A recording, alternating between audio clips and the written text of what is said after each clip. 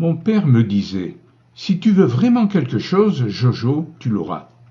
Seulement, il te faudra y penser très fort et très souvent, vouloir à tout prix, ne jamais désespérer, ne jamais abandonner. Et alors, un jour, ce que tu voulais de toutes tes forces se produira.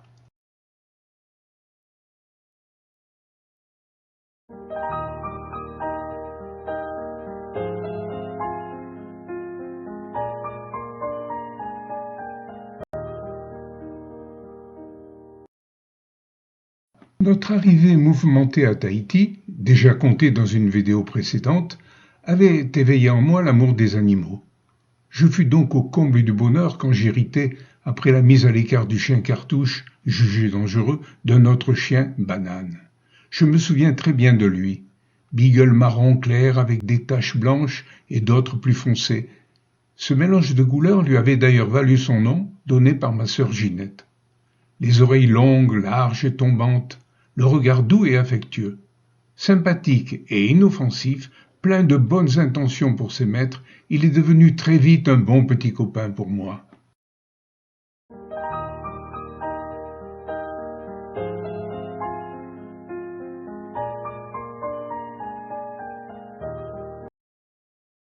Banane était censé nous avertir la nuit de la présence de rôdeurs. Notre maison, isolée, était riche, regorgée de jolis meubles et surtout de victuailles raffinées très prisées alentour.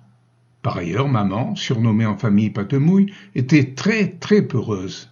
La présence du petit animal la rassurait donc. Banane prit son travail de surveillance très à cœur. La nuit, il courait partout dans la propriété, aboyant au moindre bruit suspect, et des bruits suspects, il n'en manquait pas. Au bout de quelques semaines, le doute nous saisit. Le chien de garde ne voulait-il pas trop bien faire pour justifier notre confiance? Après réflexion, une évidence nous apparut. Depuis le début, ses aboiements avaient été continuels dès que la nuit tombait. Ils révélaient clairement que notre ami avait peur du noir. En effet, toujours en alerte, et probablement pour se donner courage, il aboyait au moindre bruit, nous réveillant en sursaut et mettant alors la famille en émoi, en particulier la maîtresse de maison Patemouille. Celle-ci, en chemise de nuit, lançait aussitôt ses serviteurs Robert et Teille sur la trace des voleurs présumés. En bon capitaine, elle observait les opérations de loin derrière sa fenêtre. Mon père, lui, restait au lit, se désintéressant des opérations. Robert et Teille revenaient très régulièrement bredouilles. Nous n'avons rien vu, rien entendu, madame. Il n'y avait personne. Prétextant qu'il aboyait après toutes les feuilles qui tombaient, mon père résolut alors de s'en débarrasser. Nous pleurâmes si fort, mon frère et moi, qu'il accepta finalement, à la demande de maman, de le garder. Bien entendu, Banane ne fut plus chargé de la garde nocturne de la propriété. Après ce changement, nos nuits furent d'ailleurs beaucoup plus calmes, et nous dormîmes mieux. Banane aussi. Notre ami devint alors ce qu'il aurait dû être depuis le début, un bon toutou d'agrément, compagnon de jeu de René et moi. Il fut chargé uniquement de recevoir nos caresses et de nous faire des fêtes.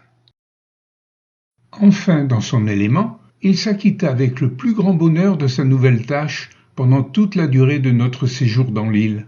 Par ailleurs, il nous faut avouer que la mise à l'écart de notre ami de son emploi primitif de gardien nocturne de la propriété n'eut aucune incidence ni sur la sécurité des biens, ni sur celle des personnes y résidant.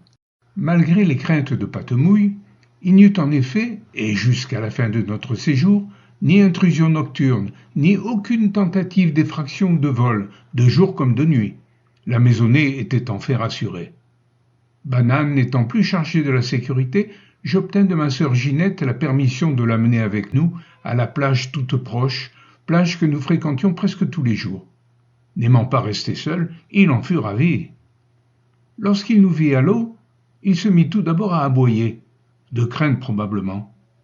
Après maintes hésitations et de nombreux allers-et-retours, il se décida cependant à rejoindre prudemment ses maîtres.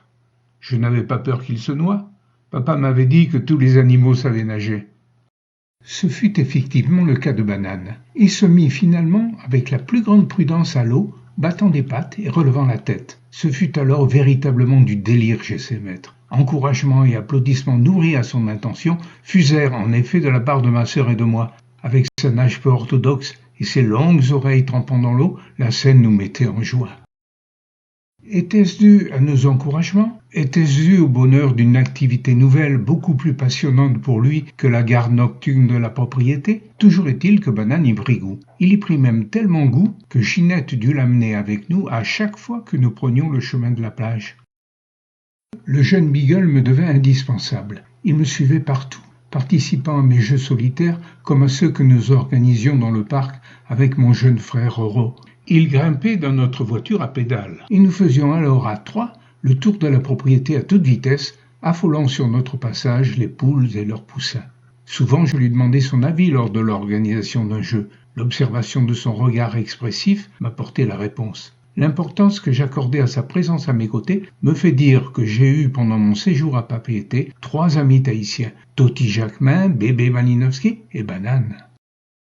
Quand nous quittâmes Tahiti, à la fin de 1946, il ne fut pas question, malheureusement, d'amener Banane avec nous aux États-Unis. Mon père fut inflexible sur le sujet, malgré notre insistance à René et à moi, et en dépit de nos pleurs. Nous devions partir et lui rester. Banane fut donc confiée à Simone et à Henriette, qui nous promirent de bien s'en occuper. Le jour du départ, je me revois encore sur le bateau, en partance pour les USA, le cœur serré, les larmes aux yeux, regarder mon ami affolé disparaître dans le lointain, courant sur la grève et aboyant de désespoir. Pourquoi ai-je tout à coup le cœur à nouveau si serré en évoquant cette scène pourtant bien lointaine?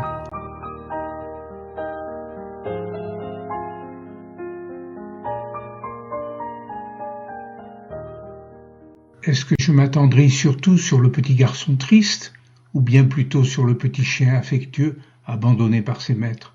Beaucoup d'eau a coulé sous les ponts depuis notre séparation. Jojo a mûri.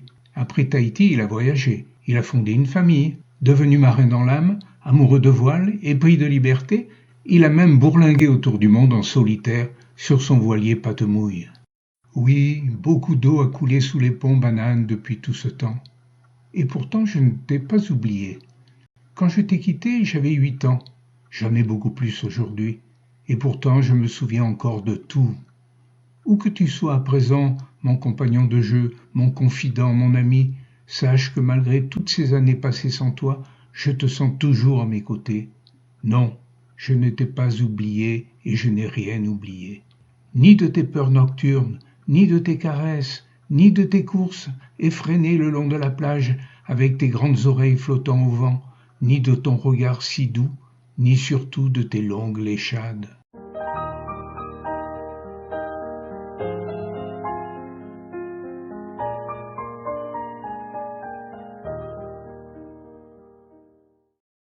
Eh bien, je ne m'y attendais vraiment pas, figure-toi, Banane. Je viens tout juste d'avoir des nouvelles de toi. Lors de la dernière nuit, j'ai eu la chance inespérée, alors que je venais à peine de m'endormir, de rencontrer Saint-Pierre aux portes du paradis. Mais oui, Saint-Pierre en personne. Je l'ai reconnu sans jamais lui avoir été présenté auparavant. Je l'ai reconnu à sa courte barbe et aux énormes clés qu'il tenait en main. Je l'ai reconnu grâce au tableau le représentant que j'ai vu dans les livres ou dans les musées. Comme je le saluais, il s'adressa aimablement à moi. « Ce n'est pas encore ton heure de venir parmi nous, Jojo. Même si ce moment approche, que viens-tu faire ici ?» Intimidé, je bafouillai, ne sachant trop que dire. « Saint-Pierre, je cherche un ami de longue date, l'ami de mon enfance, mon compagnon de jeu, mon chien Banane. L'auriez-vous, par hasard, croisé ?» Saint-Pierre sourit dans sa barbe. « Bien sûr, Jojo, je le connais même très bien. Il y a longtemps, il a été admis au paradis des animaux, tout à côté de celui des humains. Courageux et serviable, il est même devenu un de nos meilleurs maîtres nageurs. Actuellement, il entraîne l'équipe des chats. Quand tu nous rejoindras, si tu mérites de nous rejoindre, vous pourrez vous retrouver. Ce n'est pas encore le moment.